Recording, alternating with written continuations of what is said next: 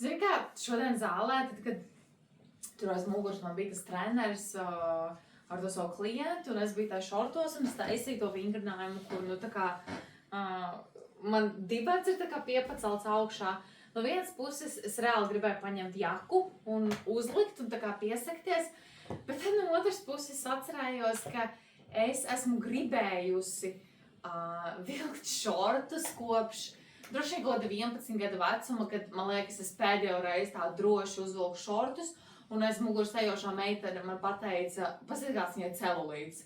Tas bija 11 gados, man bija 11 gadi, un kopš tā laika vienkārši es reāli nejūtos tā kā komfortabli vilkt šortus, un es visu laiku online veikalos to vien daru, kā lieku iekšā pie sava višu lista visādas tur šortus, kurus es nekad neesmu varējis vilkt.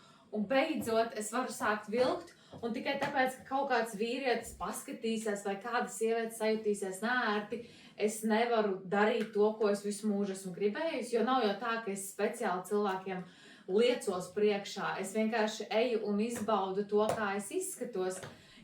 Nu jā, un tajā vienā brīdī man vienkārši bija sajūta, ka, nu tā kā, es nezinu, man negribās kaut kādu sievieti nolikt stulbā situācijā, ka, ķipa, viņa, nezinu, uztraucās, vai viņas vīrietis skatās uz mani vai nē, un, pieņemsim, man negribās tam trenerim traucēt darbu, un man likās labāk vienkārši varbūt aiziet, nezinu, uzlikt jaku, apsiet ap divām.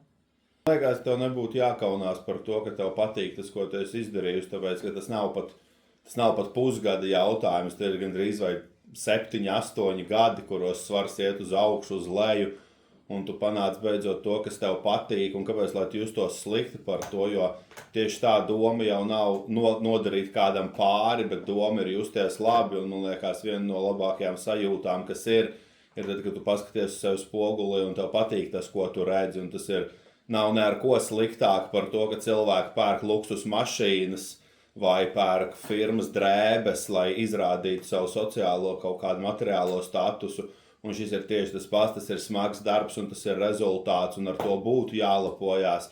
Patiesībā cilvēkiem ar to būtu tiesības lepoties daudz vairāk, nekā viņi lepojās līdz šim. Nu jā, un man liekas, ka tas arī ir vēl viens veids no tā, kā tu vari parādīt, ka tu sevi mīli.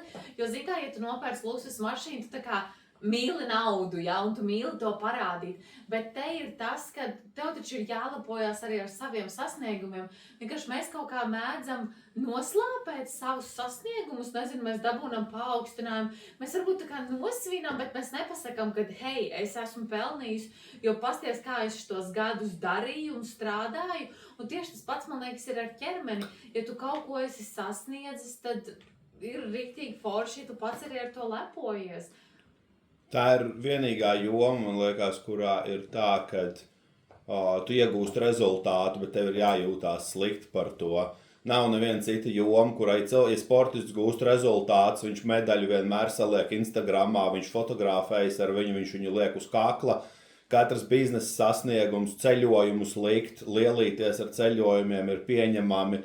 Likt bildes, video no restorāniem, kur tiek ēsts viss pēc kārtas, fotografēt savus ēdienus, kafejnīcās, tas ir ok. Ir vienīgā lieta, par ko ir jākaunās un kas ir nepieņemama, ir parādīt, ka tev patīk savs ķermenis, kas ir sava darba auglis, un ka tu izdari kaut kādas savādākas ēdienu izvēles. Tas kāpēc uzreiz ir nepieņemami.